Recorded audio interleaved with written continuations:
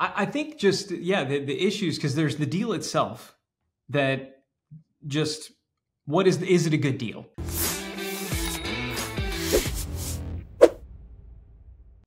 Hey everybody, welcome to another episode of Business Lunch with your hosts, me, Roland Frasier, and my business partner, Ryan Deiss. Ryan, what's happening?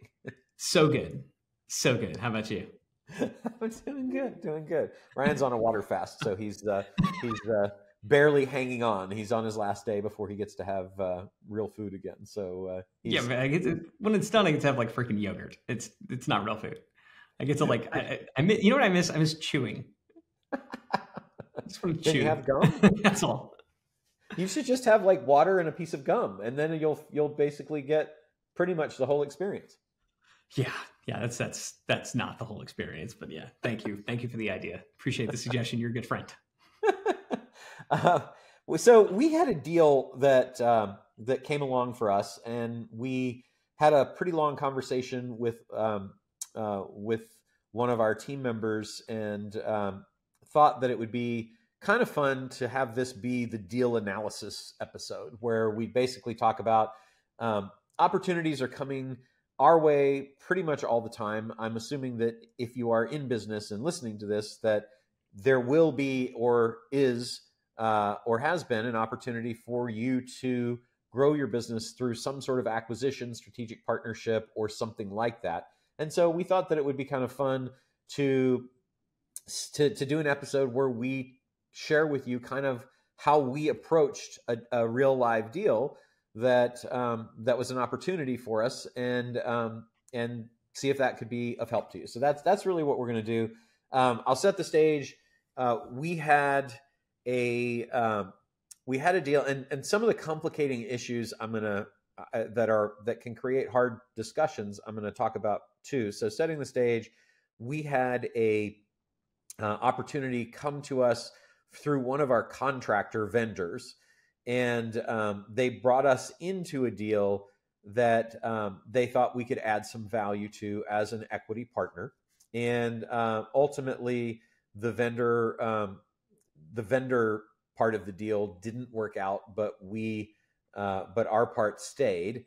And that gave us this small interest in a deal, which honestly neither Ryan or I had a whole lot to do with, because it was brought to us by one of our other business partners and people that we work with in things. And so then the person who had the company decided that they wanted to sell the rest of it. So the opportunity to do a full acquisition as opposed to a consulting for equity deal presented itself, as that sometimes happens.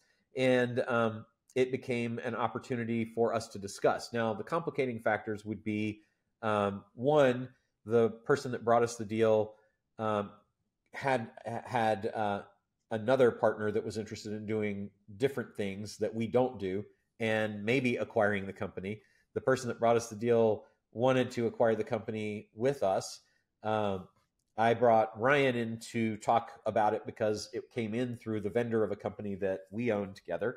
And then another company that we have an interest in is in a similar, arguably competing business to this one. It's not directly competitive, but it's in a similar industry, providing different services and products.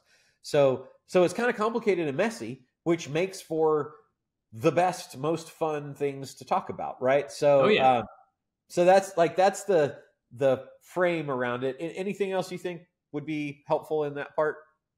I think just, the issues, because there's the deal itself that just, is it a good deal, right? That I think we got to get to. But there's also aligning, what do you do if you have a business associate or a business partner who, or even an employee, or a contractor, right? Or an employee or a contractor who brought the deal, like, how are they going to be involved in that? Like, so they brought the deal and they're thinking like, hey, because I brought this deal along and I kind of had the conversation, I guess I'm in on the deal too, right? And then other people saying like, yeah, and I'm going to be involved as well. It's like, but if you're involved in this, then how does that impact your work here? Which we've seen happen before. And then there's the whole possible conflict with another portfolio company. Yep. So these are all things, though, if you start doing a lot of deals, they're just going to come up, They're going to come up where, what do you do when you're interested in doing a deal that is potentially competitive with another company that you own, even a minority stake in? How do you handle that? So I think we should tackle that first. So how do you deal with possible conflicts? Like that should probably be question number one. Question number two, how do you deal with related parties in the deal and their involvement in it? Whether because they're going to add value to some degree or another, but maybe in some cases they think the value that they add is higher than maybe it is, or maybe the value that they want to add is in direct conflict with other work that they're doing for you. And then there's the deal. So I think there's kind of three phases to approach this with. Yep. I don't know where you want to start, but assuming you agree with those three phases, go nuts. We'll start with the first one you said, which was the potential conflict with with other companies that you've got. To me, it has to be the difficult question. I think is when is it an opportunity, and that is something that in this case was a bit of a challenge because the consulting for equity deal got done. I was basically just kind of told about it. It's like, hey, we're doing this thing. It's an opportunity. Is it something that you're interested in? And the answer is, yes, I'm always interested in it. It sounds cool.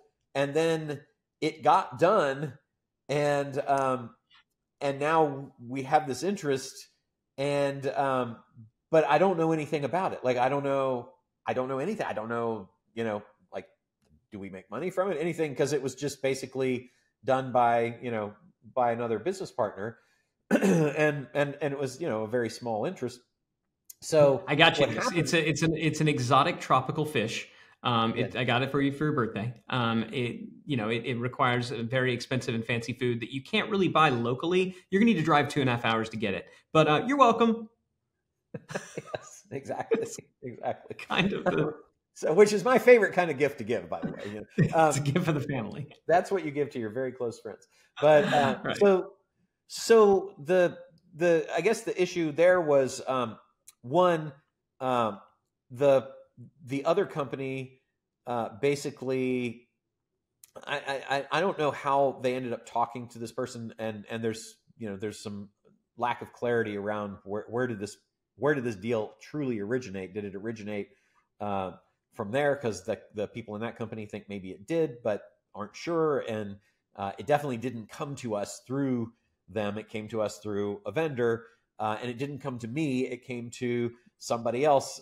So it was very removed. Yet in conversation, when I mentioned that we had that CFE deal, the consulting for equity deal, the other company, it created challenges because they're like, well, hey, what the heck? This is a business we're in and we're interested in that. Now, I don't even know what the company does at that time. Like, I have an idea of the market they serve, but I don't really know what they sell or what the offer is or anything. And so all I could tell the other company was, if it's a conflict of interest, I'll sign it over. I don't want to have a conflict of interest. So if that's an issue, now you can we'll just take whatever I've got and we'll put it here, and, and we're good to go. But truly, guys, I don't know what it does. I'm just very removed from it. So that's an issue. And I don't still know that I would take that. I will in that case, because I know they're hypersensitive to it. But like, if it was for you and me, I don't know that I would take it to you until I knew a lot more about it and whether it was an opportunity and what we could do, because there's so many things like that come up that, to me, it's just like, until you have an idea of what it is, what is the value in presenting? So if you have a partner, I think, that is sensitive to potential conflicts of interest, you should have a higher level of what you're going to tell them. Hey, this thing came. I don't know anything about it yet, but it might be a thing. Or do you develop an opportunity more to where you actually understand what it is and then bring it to them? I think that's just depends on the people you're dealing with. What are your thoughts on that? Yeah, I think kind of at the first hint where you think like, this could potentially be a conflict. I think when you first think about that, and that's a judgment call, right? I mean, so at some point you're trusting basic human judgment, and there it is. Like that's called being in relationships. So I think at the second that you think like, there could be a conflict here, I'm going to go and talk to this person and just give them a heads up. Hey, just so you know, this deal came across. I don't have all the details yet. I don't think it's directly related, but I just want to let you know I'm looking into it. If I find that it's directly related, I may loop you in and we can have a conversation about it. But I just wanted to give you a heads up now so that if this comes up later on, if you hear through the grapevine, you don't think I'm trying to, there's no shenanigans involved. So I think at the slight hint when you think it's there, then you talk about it. But again, to your point, you didn't know about it. And even in looking into it a little bit, and still to me, like I know the deal that we're talking about, and I know the potential competitive party. I don't see, having looked into it, how there's really any significant competition. They fundamentally serve different markets. Even if there's a slight crossover in its industry vertical kind of thing, it's just that Venn diagram is still, you back up, it still looks like two circles. There's very little overlap, in there. But I do think at that point, you have the conversation. Now, what do you do if you believe that there isn't a conflict, but if the person you're in business with does? How do you handle that? I mean, to me, I think it depends on how credible you think that is and how valuable the relationship is to you. So I'm going to throw it back to you. I think those are the considerations.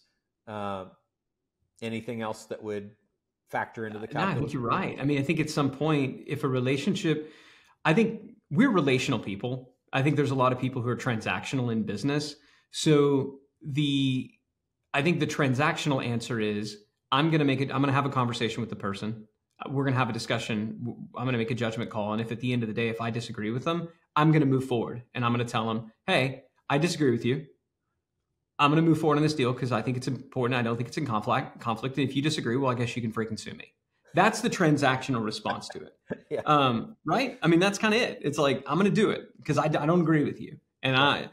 But there are some people in our lives who they get to be irrational.